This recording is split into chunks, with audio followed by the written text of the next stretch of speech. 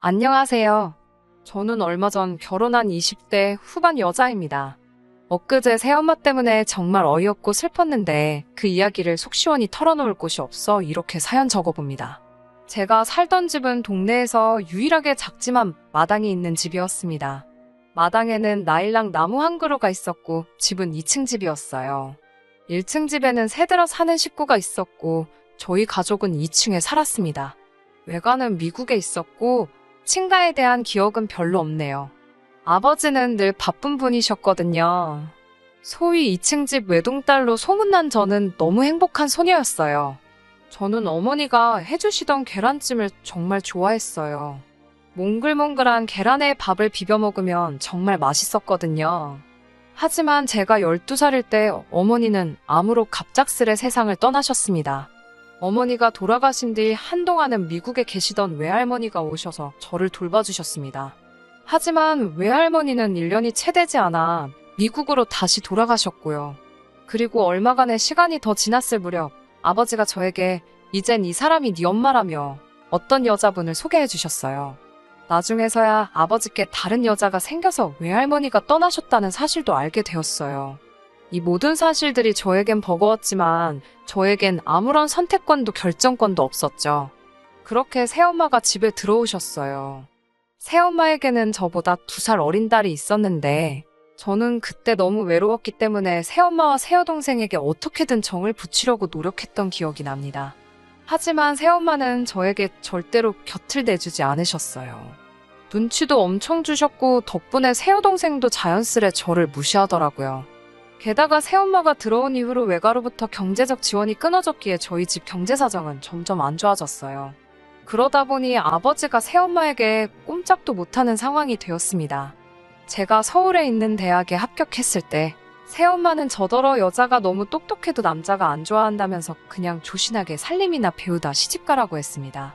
아버지에게 울면서 제발 보내달라고 사정했지만 아버지는 새엄마 말도 일리가 있다며 저더러 그냥 시키는 대로 하라고 했어요. 경제권도 새엄마한테 다 있었으니까 아버지도 달리 방법이 없으셨을 거라고 믿고 싶었어요. 하지만 그때 이후로 아버지에 대한 작은 기대마저 사라졌고 내 인생에 희망은 없다고 생각하게 되었습니다. 예상했지만 역시나 2년 뒤 여동생이 저보다 못한 대학에 합격했을 때 새엄마는 장한 내 딸이라 하시면 기꺼이 학교를 보내주시더군요. 그때 알았습니다. 저는 한 번도 새엄마에게 자식인 적이 없었다는 것을요. 사실 외가에게 연락하고 싶은 순간이 얼마나 많았는지 모릅니다. 하지만 어린 마음에 제가 외가집에 자꾸 연락하면 새엄마와 아버지가 나를 버리진 않을까 너무 두려웠어요. 두려워서 외가에 연락할 수 없었어요. 그래도 적어도 저를 직접 때리거나 내쫓지는 않으셨기 때문에 그럭저럭 붙어서 같이 살다가 결국 21살에 중소기업의 계약직으로 취업하면서 독립할 수 있었습니다. 그리고 재작년 남편을 알게 되었고 2년 정도 연애하고 얼마 전에 결혼한 거예요. 이제 1년 정도 되었습니다. 자상하고 성실한 남편은 늘 제 편이 되어주는 사람이었고 이런 사람과 진짜 가족을 만들고 싶다는 꿈을 꿀 무렵 남편이 먼저 저에게 결혼하자고 하더라고요. 평생 저에게 버팀목이 되어주고 싶다면서요. 저는 기쁘게 남편의 프로포즈를 받아들였네요. 그렇게 결혼 이야기가 나오고 남편이 먼저 저희 집에 인사를 왔습니다. 사이는 좋지 않았지만 그래도 아버지가 멀쩡히 살아계셨고 새엄마지만 어쨌든 제겐 엄마이긴 했으니 당연히 소개는 시켜야 했어요. 양손에 홍삼과 과일을 들고 양복을 쫙 빼입은 남편을 데리고 친정에 갔는데 너무너무 후회스러웠어요. 새엄마는 계속해서 남편에게 제가 얼마나 못난 사람인지 알리고 싶으신 것처럼 제 흉을 보셨어요. 다행히 남편은 새엄마와 제가 워낙 친해서 농담하는 거라고 받아들인 눈치였지만요. 게다가 새엄마는 대놓고 결혼할 때 뭐 크게 기대는 하지 말라 하시더군요. 그러면서 저에게 하나뿐인 여동생은 아직 취직도 못해서 도움이 필요한데 나 몰라라 하고 혼자 시집가냐며 못됐다고 하시더군요. 다른 집 딸들은 키워줘서 감사하다고 돈 벌어서 주고 간다는데 넌 뭐냐고 면박도 주셨습니다. 뭔가 자존심 상하고 수치스럽고 창피해서 닭똥 같은 눈물이 쏟아질 것만 같았어요. 남편도 도대체 이게 무슨 상황인가 싶었는지 제 눈치 보기 바쁘더라고요. 사실 남편에게 내 가정사를 제대로 이야기한 적이 없었거든요. 이튿날 고민 끝에 더는 숨기면 안 될 것 같아서 남편에게 사실 어제 만나뵌 분은 친엄마가 아니고 새엄마라며 그동안의 사연을 솔직히 털어놓았습니다. 오랫동안 말없이 제 이야기를 들어주던 남편의 표정이 정말 심각하더라고요. 제가 실망했냐며 미안하다고 하자 남편이 실망했다고 하더라고요. 왜 진작에 자기한테 그런 이야기를 하지 않았냐면서요. 조금이라도 빨리 알았으면 더 빨리 결혼해서 저를 지켜줬을 거라고요. 그러면서 자기가 무조건 행복하게 해줄 테니까 자기만 믿고 따라오라고 했습니다. 그 말을 듣는데 얼마나 눈물이 쏟아지던지요. 며칠 뒤 시댁에도 인사를 가게 되었습니다. 화과자하고 꽃바구니를 사서 가는데 너무 긴장되더라고요. 나를 싫어하시면 어쩌나 두렵기도 했어요. 남편과 비교해봤을 때 저는 뭐 하나 나은 게 없었거든요. 남편은 대학도 나왔고 좋은 직장도 다니고 있었으니까요. 하지만 그건 저의 기우였어요. 시댁에서는 남편에게서 이미 다 들었다면서 그런 건 굳이 우리한테 설명하지 않아도 된다며 오히려 저를 걱정해 주시더라고요. 그러시더니 언제나 딸 하나가 있었으면 했는데 이제 딸이 생긴 기분이라며 너무 좋다고도 해주셨어요. 그 이후로도 결혼 전까지 시부모님과 몇 번 더 만날 기회가 있었는데 그때마다 정말 저를 한결같이 예뻐해 주셨어요. 그래서 제가 먼저 남편에게 우리 시부모님하고 같이 살면 안 되냐고 물어봤습니다. 남편은 많이 놀란 눈치였어요. 솔직히 당시 제가 모아둔 돈이 정말 많지도 않았고 시부모님 댁은 제법 큰 전원주택이었니 같이 사는 게 아니라 저희가 얹혀 산다는 표현이 맞아요. 다행히 시부모님이 같이 살아도 좋다고 허락해 주셔서 저희가 들어가 살게 되었고요. 물론 새엄마는 이 이야기를 듣고 저더러 멍청하다며 지 팔자 지가 꼰다고 한심하다 했지만요. 친정에서 보태준 결혼 자금 1,000만 원하고 제가 모은 돈 4천만 원 그렇게 총 5천을 가지고 남편과 결혼했습니다. 결혼식 비용은 전부 시댁에서 부담해 주셨고 신혼여행 비용도 용돈이라며 챙겨주셨기 때문에 사실 결혼에 관해서 크게 들어간 돈은 없었어요. 게다가 결혼 전에는 정확히 몰랐는데 시어머니께서는 소위 대박 식당을 분점까지 해서 3개 운영하고 계시더라고요. 사실 저를 받아주신 것만으로도 감사해서 눈치채지 못한 것들이 있었는데 그중 하나가 시댁의 재력이었어요. 하루는 시어머니가 제가 대학에 합격하고도 못 갔다는 사실에 굉장히 속상했다고 지금이라도 원하면 공부해보지 않겠냐고 물으시더라고요. 저는 대학교 대신 어머니 밑에서 일을 배우고 싶다고 솔직히 말씀드렸어요. 다행히 시어머니는 굉장히 기특하다면서 그럼 그렇게 하라고 허락해 주셨고요. 그렇게 시어머니 밑에서 3개월 정도 일을 배웠더니 가게 하나를 저에게 통째로 맡겨주셨습니다. 하지만 이런 것보다도 제가 시부모님께 감사한 건 제가 충분히 받지 못했던 부모님의 사랑을 생활 곳곳에서 느끼게 해주시는 점이에요. 일단 식사할 때 예를 들어 제가 장조림을 잘 먹으면 꼭 장조림을 제 앞에다 옮겨 놔주시고요. 제가 질릴 때까지 만들어주세요.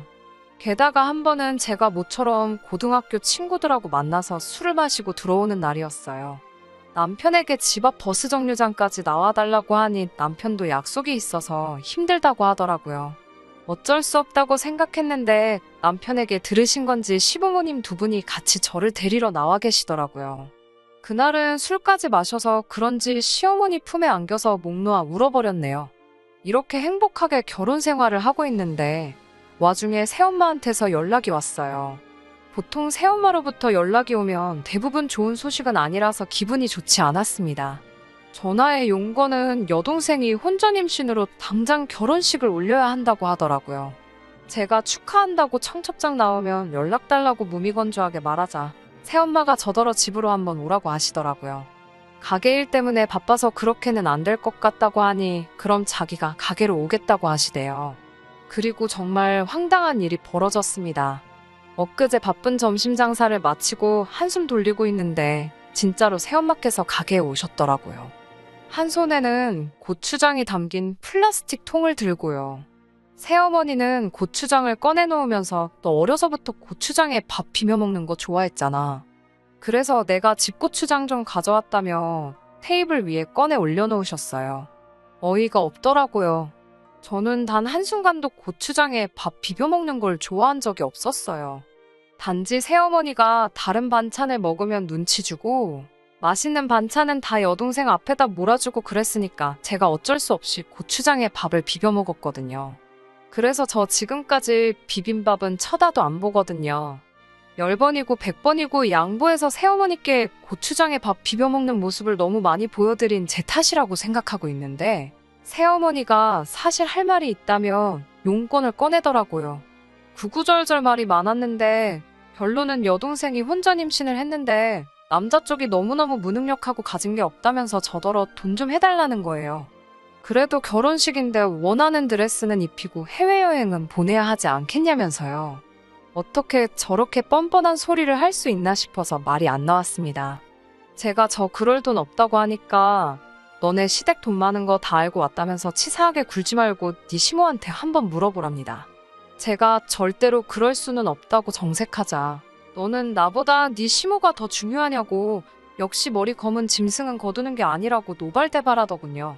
제가 그래도 눈 하나 깜짝 안 하자 급기야 새엄마는 저한테 이욕저욕하면서 너 식탐 부릴 때부터 내가 알아봐서 고추장만 먹인 거라며 네가 그 모양으로 생겨서 네 아빠도 너한테 관심이 없는 거래요.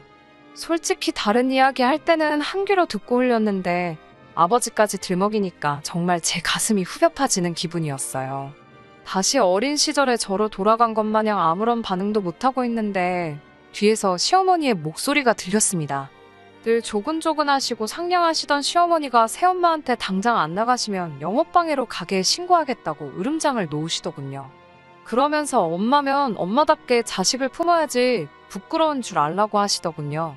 게다가 시아버지까지 남의 귀한 며느리한테 헛소리 짓거리지 말고 당장 꺼지라고 하시는데 얼마나 제 마음이 든든했는지 모릅니다.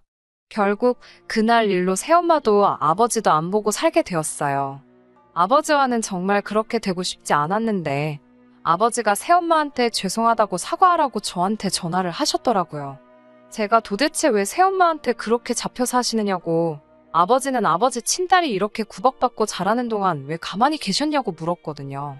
그러자 아버지가 그래도 무책임하게 죽은 사람보다 낫지는 않냐고 하는 거예요. 그 말을 듣는데 참을 수 없는 분노가 끌어올라오더군요. 그렇게 아버지도 제 마음속에서 지워버리게 되었네요. 세상에 좋은 재혼 가정도 많다는 거 저도 잘 알아요. 좋은 새엄마들도 많다는 것도 분명하고요. 마찬가지로 다들 시댁이라고 하면 못되고 나쁘다고 생각하시는 것 같은데 이런 시댁도 있다고 알려드리고 싶었어요. 친한 친구에게도 털어놓지 못하고 소가리만 하던 일을 이렇게 적으니 가슴이 한결 후련하고 숨쉬기마저 편해지는 기분입니다. 들어주셔서 정말 감사해요. 끝까지 들어주셔서 감사합니다. 오늘의 사연은 여기까지입니다. 구독과 좋아요, 알람 설정 부탁드리고 더 좋은 사연으로 다시 찾아뵙겠습니다. 감사합니다.